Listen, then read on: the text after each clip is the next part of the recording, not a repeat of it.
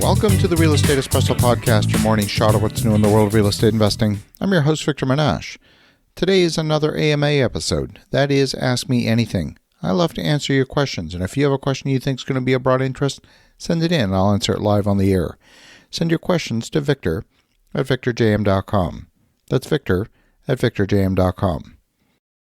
Today's question comes from Zoe, and it was quite lengthy, so I've abridged it for the purpose of this recording and left out some of the details that were in the email. And Zoe asks, I purchased my first investment property, a mixed-use triplex, consisting of a commercial main floor unit and two-bedroom residential units in Hamilton, Ontario, back in October of 2021. At the time, we paid $1.1 million for it and put down 25%, and we borrowed the remaining $825,000 from the bank at a 2% fixed rate for 1 year.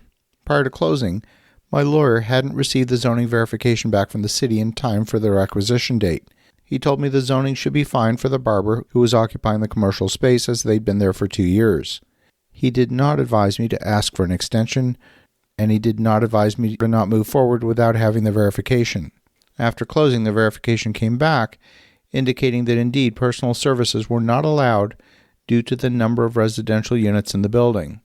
So the barber shop in the commercial space was not a permitted use. We figured that since the barber was already in place and had just renewed the lease, that we would cross our fingers and hope for the best. Frankly, not sure what else to do. Initially, we were generating $1,200 a month in positive cash flow. But then in February of 2022, the barber in the commercial unit stopped paying the rent. We ultimately evicted the barber. We did put the commercial unit up for lease, but due to the zoning, we could only advertise for office space. And during the pandemic, there was not much demand for office space and rents were extremely depressed, and they continue to be depressed even to this day for that kind of office space.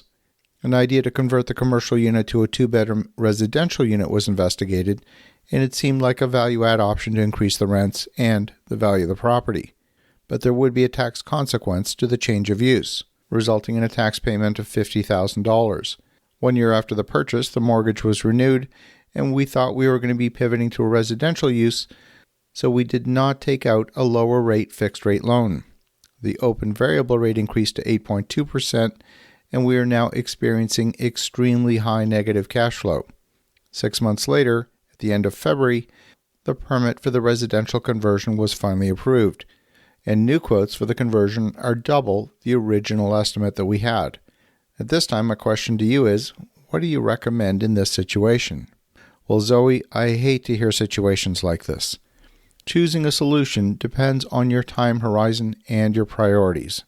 As a result, there's no one right answer, but I'll explore a couple of avenues.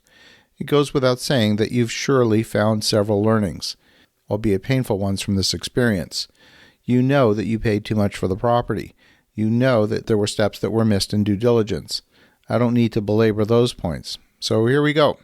You have enough cash in reserve to complete the renovation. If you decide not to do the renovation but hang on to that cash, that's a fairly sizable reserve that could fund the negative cash flow for a very long time.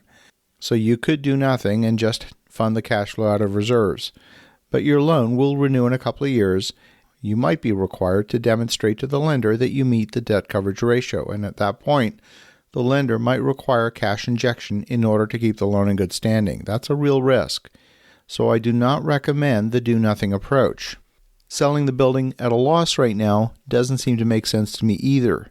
You'll get out of a bad loan and you'll stop the bleeding on the negative cash flow, but you'll lose most of your equity. That just doesn't make sense to me. Rental buildings have a way of fixing themselves over time through the magic of inflation.